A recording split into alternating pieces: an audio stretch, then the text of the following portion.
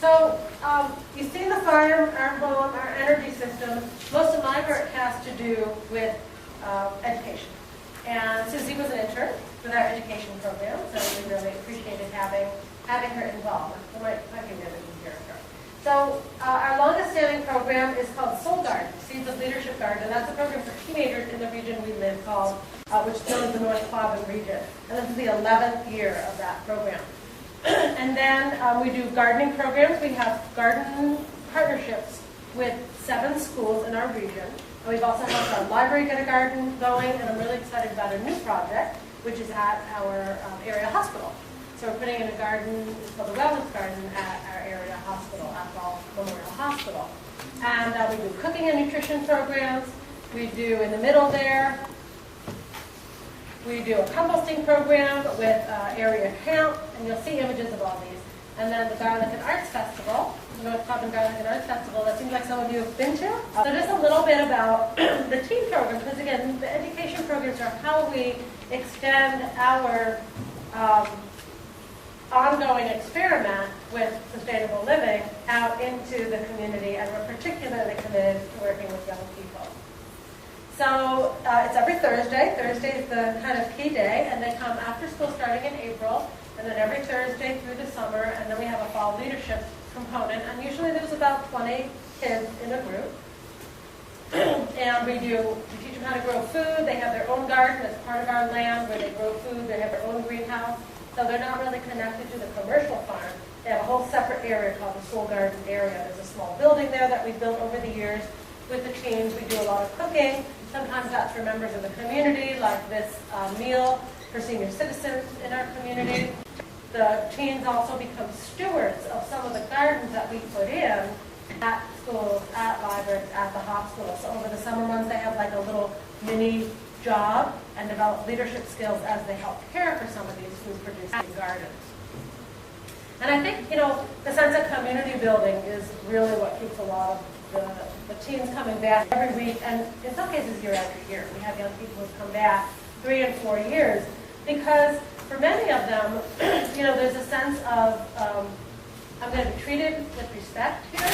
I'm going to be asked for my opinion. I'm not going to be judged on that. I'm going to experience a place where in working together, it breaks down some of the cliques that might be part of my typical experience at high school. And I'm going to be doing something positive together with others. And all of those things combined, result, in my opinion, in a pretty incredible experience for us as well as for them.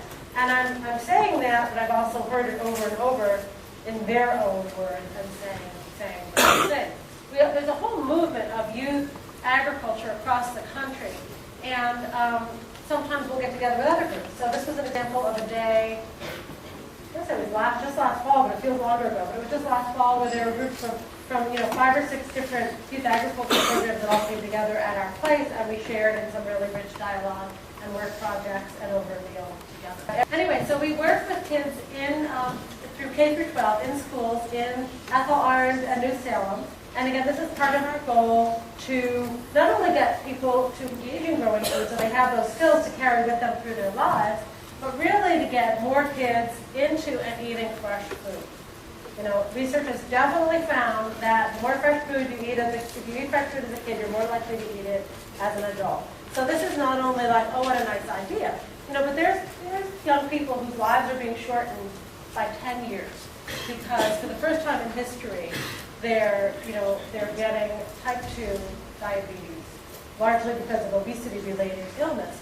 And that's huge. And again, I don't want to put the burden on the individual kid or the family, and I think this whole BMI, sending home body mass index stuff is just a little over the top, because it continues to put the burden on the individuals who in many cases are poor or people of color, because there's just disproportionate rates in those communities. It's not because parents don't care and kids don't care. It's because of lack of access to fresh, healthy food.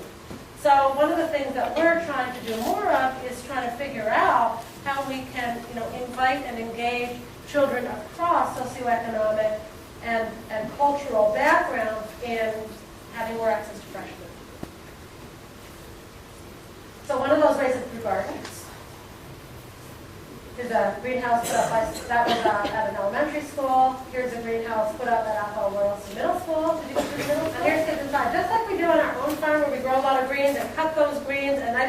how we do it, but you have to come to one of our workshops. But basically, you cut them and they grow, and you cut them and they grow, and you cut them and they grow, and it's a great crop for school gardens because you can plant these in the spring and in the fall. And I went to this school, I think it was last year, I went in like early May, and they were like, Deb, you know, we've already eaten salad 3 times from our greenhouse and served it to the whole school of like 400 kids 3 times. So that's really cool. Not only are kids having the experience of growing something and eating something, and kids will eat salad and spinach when they've grown it themselves, but they're also providing it to their immediate community and having the experience of what that feels like. And this is the Athol YMCA camp that's set in North Orange.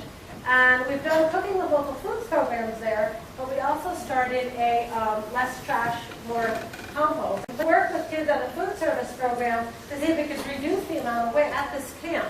And the most graphic image of that is I remember one counselor said, you know, every day last year, which was now like 3 years ago before we started this program, they used to have to strap on 10 big garbage bags of trash to the top of my car and bring them to the dump.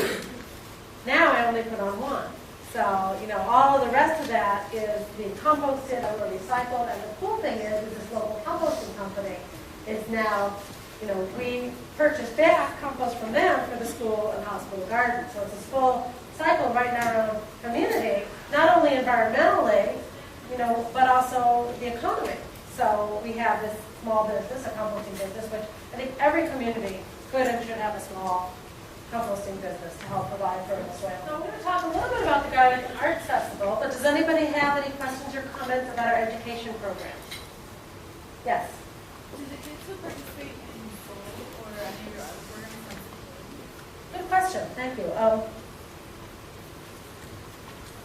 No, in the North Quabbin, all the programs we provide in the North Quabbin region are free for community members. So, you know, the reason we do it is to provide something to our community, and so the teens don't pay, and the school, we have not asked the schools for money for the gardening program.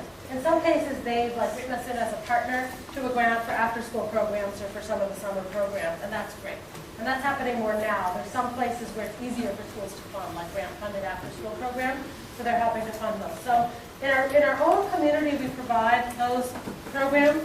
But we're starting to do more just in terms of the sustainability of our, I should repeat the question, sorry. What we're starting to do now more in regards to the sustainability of our organization, and because there's a lot of interest, is we'll do consulting for other communities and other districts in how to set up similar programs. We call them Grow Food Everywhere trainings.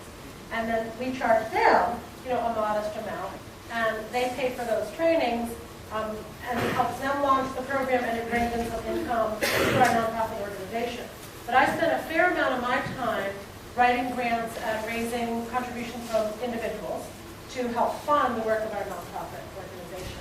And the people who give, you know, some people give $5 and some give $500. So there's this whole range of people who give contributions to nonprofits and other causes.